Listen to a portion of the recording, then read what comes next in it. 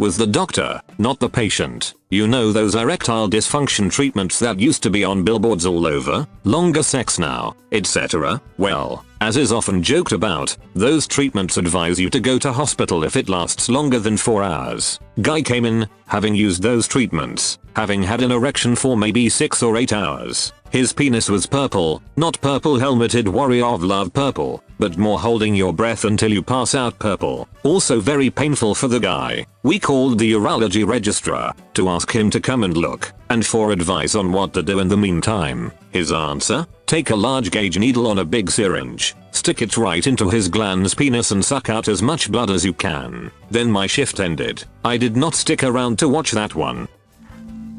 So I get a text from a guy I work with at 1 AM saying, "Hey, I won't be able to make it in tomorrow." Naturally I asked why, so he says, "I'm in the hospital. It's really embarrassing." I press and ask what happened, and are you okay? Turns out he was having some hard sex with his girlfriend and went back a little too far, and when he went to go back and he missed the entrance to the cave and hit in between her cooter and thigh, bending his noodle in half. I didn't believe him at first, but after some research I found out that it is real. He ended up having to get emergency surgery and was out for 2 weeks. So yay, to sum it up, my coworker broke his cock.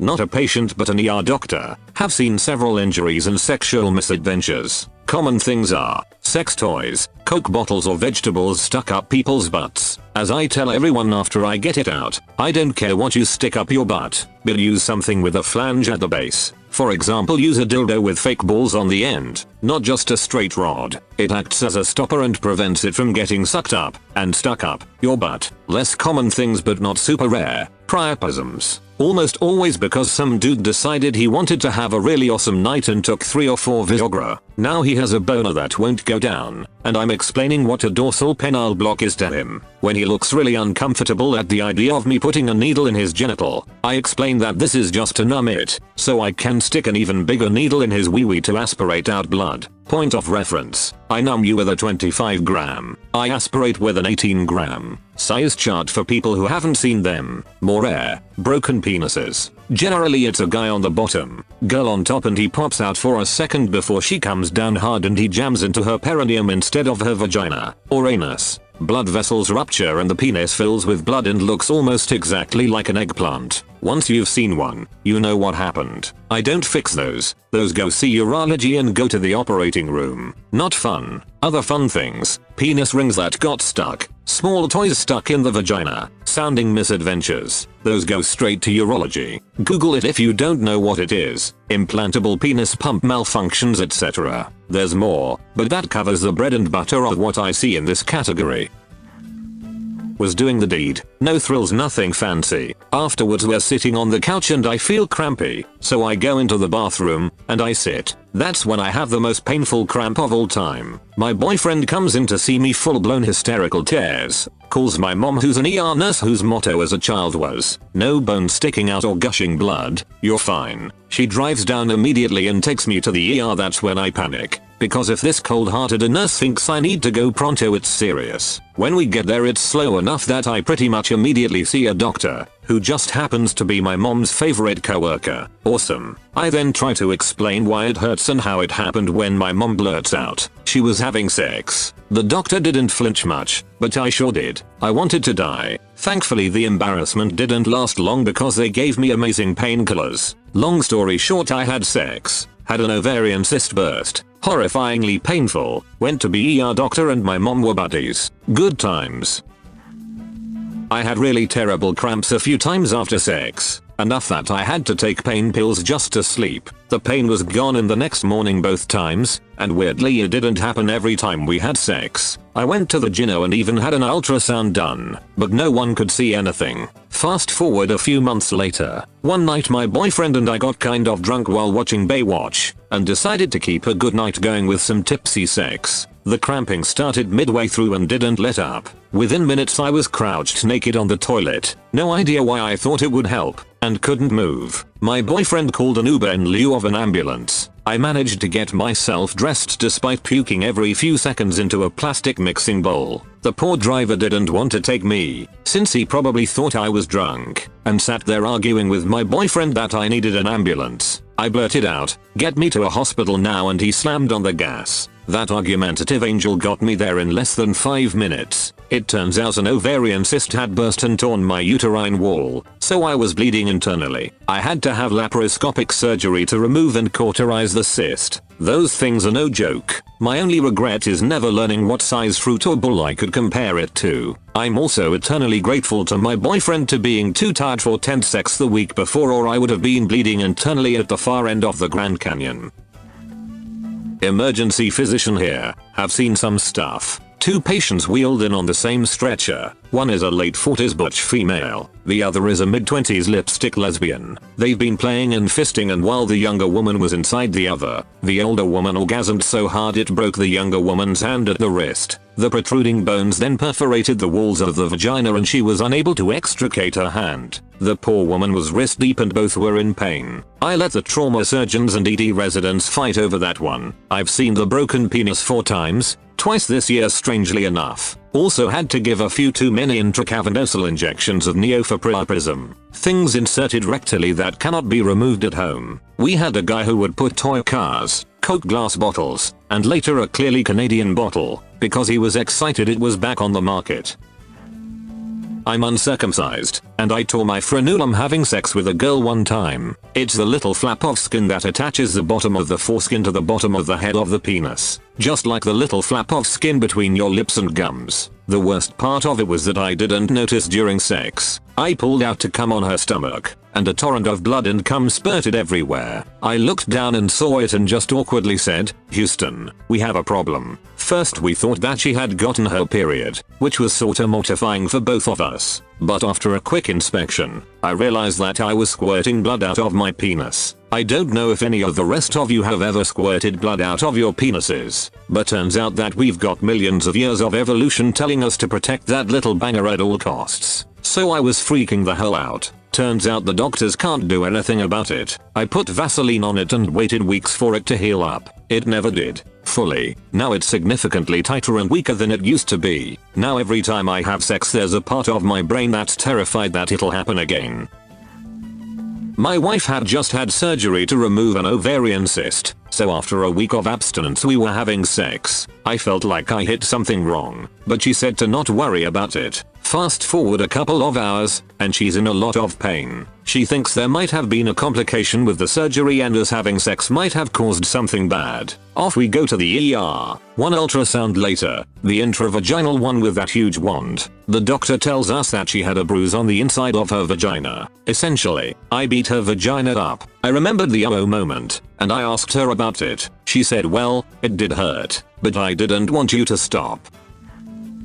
I had a hysterectomy in February this year and was told no sexual contact for 6 weeks. I kicked my then boyfriend out of my apartment in March. In April, right after my 6-week follow-up where I got cleared for sex again, I got lonely, but did not want a relationship, so I hit up an old pal of mine for a one-night stand, because I was in the mood for a terrible decision. Things were going well, until he noticed I was bleeding, and then it started to hurt. Very bad. I went home and laid on my heating pad, trying to rest, and called the doctor's office as soon as they opened the next morning. They scheduled me an appointment for a few hours later, so I assumed no big deal and tried to push through the pain while getting dressed. Now, I'd just had a sweaty, nasty one-night stand less than 8 hours prior, plus I'd started leaking this weird clear fluid during the night. Genuinely thought I'd peed the bed until I stood up and felt it keep gushing. So, naturally, being the prim and proper woman I am, decided to shower first. Nope,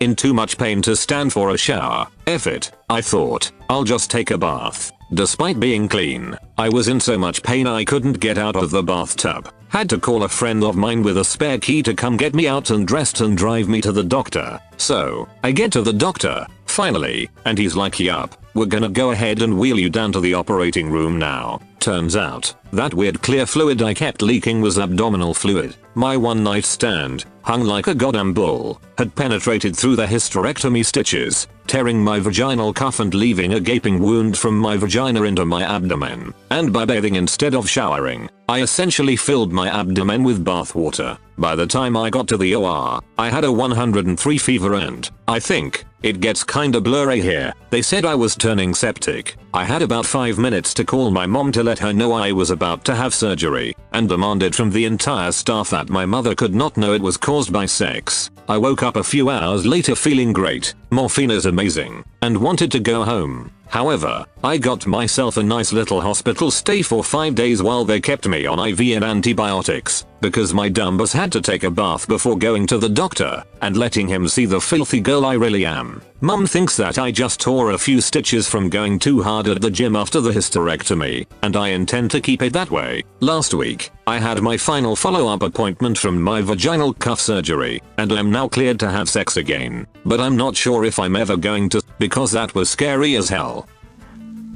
Not so much an injury, but the treatment and aftermath did hurt a lot. Condom came off inside me, and we didn't notice until after we were done. Both of us tried to look, or feel, for it and couldn't find any trace. I ended up in the ER and the doctor tried removing it with tongs, but it was apparently wedged right up in my cervix and the tongs couldn't reach. So this doctor with hands like Mr. Burns had to lube me up and get in there with his hands to yank it out. It hurt so much and I was completely mortified, as my partner was sat next to me watching and was horrified. I now have a phobia of that happening again and it makes sex with condoms really awkward for me.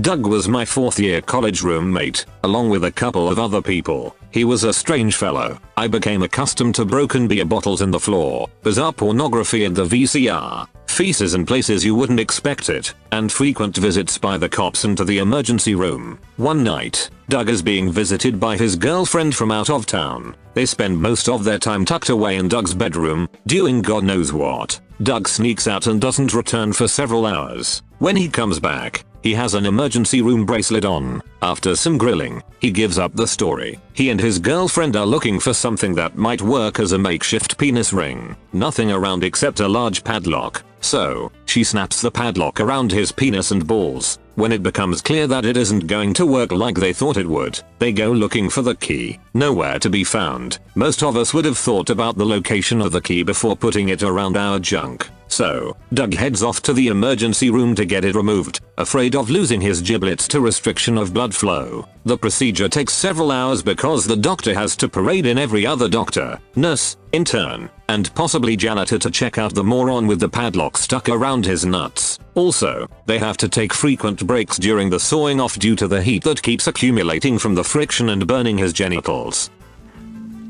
I had to drive a friend to the emergency room after he broke his penis during a house party. I was already the scheduled DD for my friends and apparently one of them snuck off with this girl. They were doing the good ol' reverse cowgirl like any other young bucks would, and she ended up zigging where she should have zagged and kinda did a 90-degree body talk. To his explanation, it sorta just popped and he threw her off him and screamed bloody murder. He tossed on some shorts commando style and told me to drive him to the hospital like now. Drop what I'm doing. Get in the car. You're the only one sober. Let's go. Let's go. Oh, and the girl came along. Her name was Amanda, and she was pretty chill. So it was me driving two barely clothed 20-year-olds in my car to the local hospital 20 minutes away with my dude holding his penis in the backseat and Amanda just consoling him, rubbing his back, making sure he's okay. Telling him, it's going to be alright, you're gonna be fine, like he hadn't just fractured his penis. So, we make it to the ER and he just hobbles in and says he broke his penis.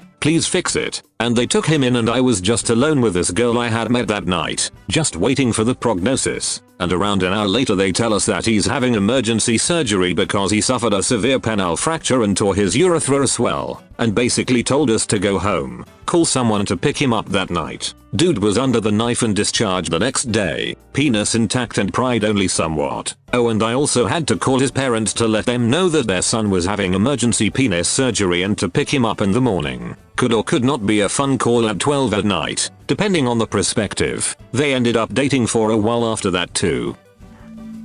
One time I was getting a handy from my girl and she decides she wants to use some lube. She goes and grabs what she thinks is Askreddit. pumps a few shots into her hand, and gets back into the game. It feels absolutely amazing, but I noticed that it smelled a little more chemically than what it should have been. We finish things up and go to bed shortly after. In the morning I wake up to take a piss and feel a slight sting. Turns out the sting was one of many pieces of dried penis skin that were falling off. It seriously looked like lizard skin. What she had used the night before was not lube, but some industrial strength soap I had taken from one of the labs I worked in at Stanford Medical School. Chunks of skin continued to fall off for the next 2 days and I could barely touch it for a week because of how bad it stung. I didn't have to go to the ER, but I certainly learned my lesson. While I was taking EMT classes, a paramedic was telling us a story about a couple in a hotel trying some kinky stuff. Man calls 911 because his pregnant wife's face was turning blue. Ambulance comes, examined the pregnant wife, asks the husband what happened and he refused to explain, claiming she randomly started turning blue. Wife transported to the hospital. Hospital nurses ask the man. He still refuses to talk, claiming she randomly started turning blue. Doctor comes in pissed. After a few tests he is confused as to what the hell is going on. Doctor yells at the husband demanding to know the whole story. Husband and pregnant wife were getting kinky. He took an empty glass bottle, maybe a beer bottle or Coke bottle, and sticks it up her vagina. In the end the wife died of an air embolism and baby rescued via C-section. Not me. I was hanging out with a nurse friend of mine at her place. She works at the OR and I asked if she'd seen crazy stuff that had to do with private parts. She told me about this dude who had a ring in his penis hole. Not on his penis. Inside his penis. Where pee comes from. Anyway, it was as thick as a wedding band, and the doctor on duty was debating on whether to amputate his penis or not. Fortunately for him they were able to bring in a tiny circular saw and cut the ring then take it out. Gives me nightmares thinking about it. Friend of mine was peeing in his backyard. His dog thought the stream of pee was something to play with and went for a bite. Had to drive himself to the ER and said his vision was blacking out from the pain. He almost had to have plastic surgery to get it fixed, but 6 weeks of no sexual activity and it had healed enough that it wasn't required. As soon as he was on pain meds he messaged me saying, "Have I got a story for you?"